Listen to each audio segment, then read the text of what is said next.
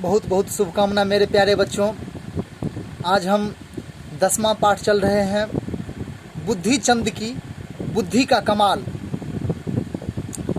कहानी है, किसी गांव में बुद्धि चंद नाम का एक आदमी रहता था। उसने अपने पड़ोस में रहने वाले लक्ष्मी नंदन नामक सेठ से अपनी बेटी की शादी के लिए 1000 रुपये उधार लिए थे। उसकी बेटी की शादी के कुछ दिन बाद लक्ष्मी नंदन ने बुद्धि चंद से अपने रुपये वापस मांगे। बुद्धि चंद बोला, सेठ जी, मैं आपका एक एक पैसा वापस कर दूंगा, मुझे थोड़ा वक्त दीजिए। लक्ष्मी नंदन बोला, मेरा ख्याल था कि तुम एक भले और ईमानदार आदमी हो, पर अब पता चला कि तुम पूरे बेईमान हो। तुम्हें रुपये देना मेरी भूल थी। बुद्धि चंद विनती करते हुए कहने लगा, सेठ जी धीरज रखिए, मैं आपके पैसे अवश्य लौटा दूंगा। मैं बेईमान नहीं हूँ। पर लक्ष्मी नंदन नहीं माना। वह कहने लगा, अगर तू बेईमान नहीं है तो अदालत चल, वहाँ न्यायाधीश के सामने मुझे लिख कर दे दे कि तूने कर्ज के बदले अपना मकान मेरे पास गिरवी रखा है। बुद्धि चंद ने कहा, सेठ जी अदालत चलने से क्या होगा, मुझ पर विश्वास रखिए, मैं आपका कर्ज जल्द ही लौटा दूंगा। मगर लक्ष्मी नंदन ने बुद्धि चंद की बात नहीं मानी। वह इसी जिद पर अड़ा रहा कि अदालत चलकर दस्तावेज पर हस्ताक्षर कर दे। वास्तव में लक्ष्मी नंदन बुद्धि चंद के मकान को हड़पना चाहता था। बुद्धि चंद लक्ष्मी नंदन के मन की बात को समझ गया। उसने लक्ष्मी नंदन से कहा, मैं अदालत चलने को तैयार हूँ, पर वहाँ चलने के लिए मेरे पास घोड़ा नहीं है। लक्ष्मी नंदन बीच में ही बोल उठा, कहा, तुम तैयार हो?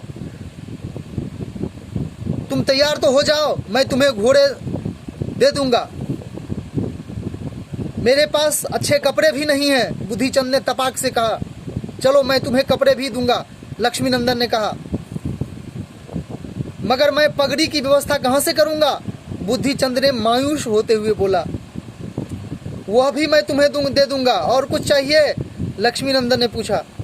सेठ जी मेरे पास जूते भी नहीं हैं। बुद्धि चंद ने बताया, मैं तुम्हें जूते भी दे दूंगा, पर देर मत कर, जल्दी से तैयार हो जा। लक्ष्मी नंदन ने मन ही मन खुश होते हुए कहा। बुद्धि चंद ने लक्ष्मी नंदन की पोशाक पहन ली, सिर पर पगड़ी और पैरों में जूते भी पहन लिए। बुद्धि चंद घोड़े पर बैठकर उसके साथ अदालत के लिए चल पड़े।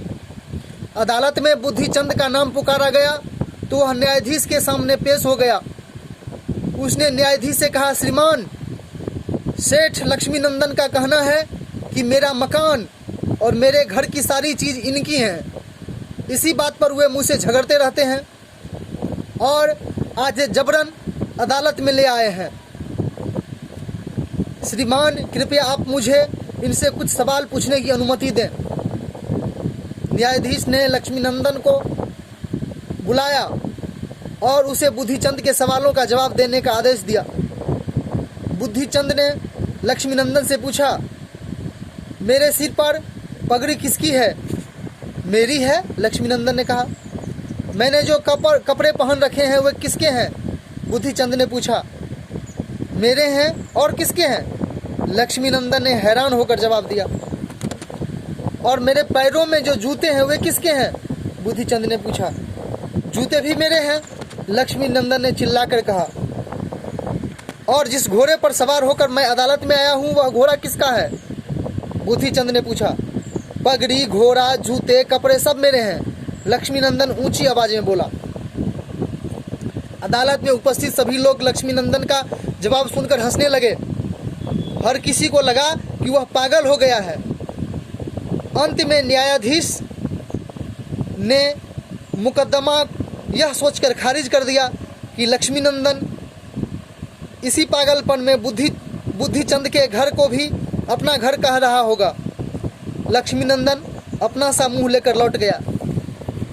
इस पाठ में इसके शब्दार्थ हैं शादी मतलब विवाह, अदालत मतलब न्यायालय, पोशाक मतलब वस्त्र, भले मतलब नेक, विश्वास मतलब भरोसा, जवाब मतलब उत्तर, भूल मतलब गलती, दस्तावेज मतलब कागज, मुहावरे अपना सा मुंह लेकर रह जाना मतलब अपमानित होकर चुप हो जाना। धन्यवाद।